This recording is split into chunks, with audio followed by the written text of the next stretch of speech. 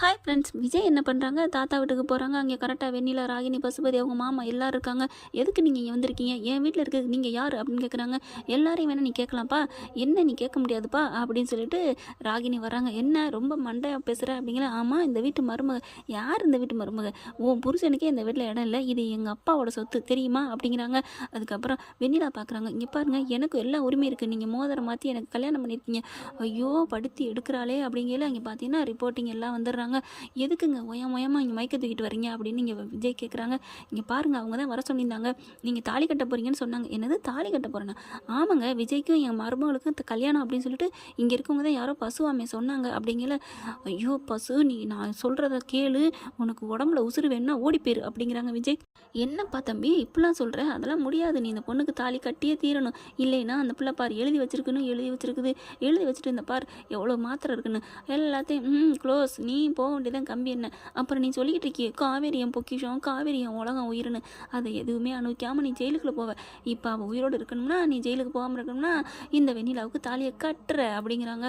செம்ம காவம் வந்துடுது. அப்படியே புட்டிச்சு மேஞ்சு ஒட்டச்சு எரிஞ்சிடறாரு எல்லாத்தையும். யோ என்ன நினச்சிட்டு இருக்கீங்க அப்படின்னு சொல்லிட்டு, இங்கே பாருங்கய்யா என்னன்னு அப்படின்னு ரிப்போர்ட்டை காமிக்கிறாங்க. இது என் பொண்டாட்டி காவேரியோட கர்ப்ப ரிப்போர்ட் அப்படிங்கிறாங்க. தாத்தாவும் பாட்டியும் அப்படியே பார்க்குறாங்க. விஜய் அப்படிங்கிறாங்க. ஆமாம் தாத்தா, அதை சொல்லி உங்ககிட்ட சந்தோஷப்பட்டு தான் தாத்தா வந்தேன், ஆனால் எல்லாத்தையும் கெடுத்து குட்டிச்சாராக்கி வச்சுருக்காங்க அப்படின்னு சொன்ன கையோட பார்த்தா வெண்ணிலா வந்து, விஜய் நீங்கள் ரெண்டு பேரும் ஒன்று சேர்ந்து வாழ்ந்துட்டீங்களா அப்படின்னு மயங்கி விழுகுது. மயங்கி விழுந்தாலும் இவர் தொட்டாமல் அப்படியே நிற்கிறாரு. ஆனால் ராகினி ஓடி போய் வெண்ணிலா அப்படின்னு தாங்கி பிடிக்கிறாங்க. பாத்தியா, விஜய் உன்னை கண்டுக்கவே மாட்டேங்கிறாரு அப்படிங்கிற. ராகினி இப்போ கரெக்டாக சொல்லிடுச்சா, நீயே புரிஞ்சுக்க வெண்ணிலா, நான் உன்னை தூக்கவே இல்லை, அப்போவே தெரிய வேணா, இப்படி இஷ்டமே இல்லை அவனை கல்யாணம் பண்ணி நீ எப்படி வாழ முடியும் சொல்லு, உன் ஆசையை நீ இருக்கலாம், நிறைவேற்றிக்கலாம், நான் உன்னை தொடவே மாட்டேன், அப்படியே தொட்டாலும் கல்லை தொடுற மாதிரி ஆத்திர அவசரத்துக்கு உட்காரா எந்திரிச்சா ஏதாவது முடியாமல் விழுந்தா அப்படி வேணா தொடலாமல் ஒழிஞ்சி, என் பொண்டாட்டியா ஆசையா காதலியா நான் உன்னை தொடவே முடியாது, சொன்னால் புரிஞ்சுக்க வெண்ணிலா, என் மனசு முழுக்க காவேரி தான் இருக்கா, இப்போ அவள் கர்ப்பமாக இருக்கா, நானும் அவளும் ஒன்று சேர்ந்து வாழ்ந்துட்டோம் அப்படின்னு சொல்லிட்டு இருக்காங்க. அப்படியே இங்கே எல்லாரும் சிலையாகி போய் நிற்கிறாங்க. அங்கே பார்த்தீங்கன்னா இது எல்லாமே டிவியில் பார்த்துட்டு காவேரி சாரதா எல்லாரும் அதிர்ச்சியாகி போய் நிற்கிறாங்க. என்னடி சாரதா, என்னடி காவேரி அப்படிங்கிற. அப்படியே அழுகுறாங்க.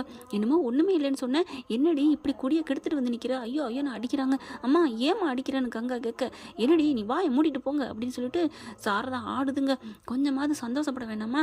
பாட்டி உடனே என்னடி அது ரெண்டு பேரும் அவ்வளோ உயிராக இருக்குது அடி, நல்லா விரும்புது அடி ஒருத்தருக்கு ஒருத்தர், அப்படி விரும்புகிறவளை சேர்த்து வச்சா என்ன சாரதா, பாரு அவள் வயிற்றுல வாரிசு சுமந்து வந்திருக்கா ஏண்டி, அப்போ அதனால தான் நீ வாந்தியாக எடுத்தியா?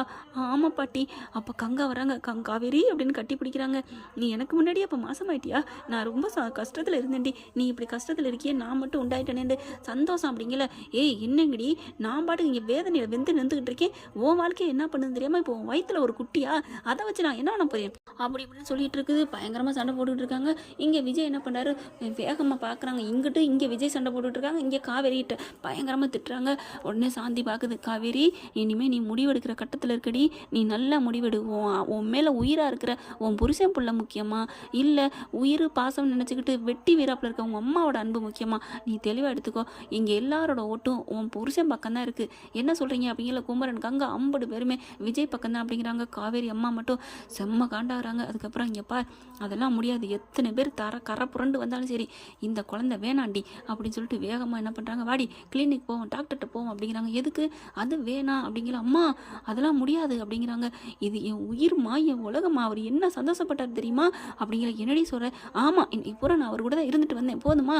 அப்படியே தூக்கி வாரி போடுது. சாந்தி சூப்பர்டி, இப்போ தான் நீ தெளிவான முடிவெடுத்து பேசுகிற, என் தம்பி மக பழைய காவேரியை இப்போ தான் நீ பார்க்குறேன், வாடி வாயாடி வாடி, இது தாண்டி ஆசைப்பட்டேன், இதுக்கு தானடி அப்படிங்கிறாங்க.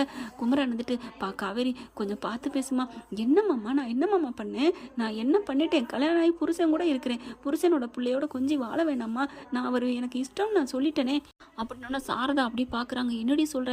நான் அதெல்லாம் முடியாது, நீ இது குழந்தை வேணாம் அப்படின்னு சொல்லல, அதெல்லாம் முடியாதுமா, நீ இந்த குழந்தை வேணான்னு சொன்னால் என்னையே நீ வேணான்னு சொல்லிடு அப்படின்னு பார்க்குறாங்க. ஆமாம், அப்போ நீ என் பேச்சைக்கெல்லாம் நீ இந்த வீட்டில் இருக்க வேணாம், பரவாயில்லம்மா, நான் என் புருஷனை தேடி போகிறேன், என் புருஷன் எனக்காக அங்கே பட்டு பீதாம்பரம் விரிச்சுக்கு நிற்கிறாரு, நான் கிளம்புறேன், போடி போ, அங்கே கூடவே இன்னொருத்தி பக்கத்தில் வச்சுருக்கேன், அப்படியே 2 பேரும் சேர்த்து கும்பலம் போடுவேன், நீ இருந்துக்கோ.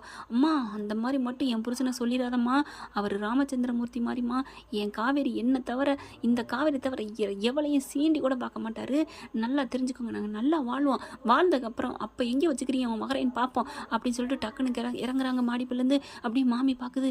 அப்படியே அதிசயத்து போய் நிற்கிது. பரவாயில்லையே, ஏன் விடுங்க விடுங்க, காவேரி நல்ல முடிவாக எடுத்திருக்கா, அவள் புருஷனோட சேரட்டும், அவள் தினைக்கு அந்த தாலியை தொட்டு அழுதது நான் தான் பார்த்தேன், ஏமா இப்படிலாம் அவளை பிரித்து வைக்கிற, ஒரு பெத்த தாயி கையில் காலில் விழுந்தாவது மருமேன்ட்ட போயிட்டு என் பிள்ளை ஏற்றுக்கோன்னு கெஞ்சணும், இதுக்கு அப்படியே நேர்மாறாக இருக்குது, அவன் வந்து கெஞ்சுறான் என் பொண்டாட்டி விடுன்னு, நீ என்னம்மா அப்படி பண்ணுற, காவேரி நீ போ அப்படிங்கிறாங்க. கிளம்பி சும்மா சில்லு தெரிக்கிற மாதிரி அப்படி சிங்கக்குட்டி மாதிரி ஆட்டோ எடுத்துகிட்டு கிளம்பி வராங்க. அங்கே பார்த்தீங்கன்னா அங்கே எல்லாரும் அப்படியே ரெடியாக நிற்கிதுங்க, என்ன பண்ணலாம் ஏது பேசலாம் அப்படின்னுட்டு.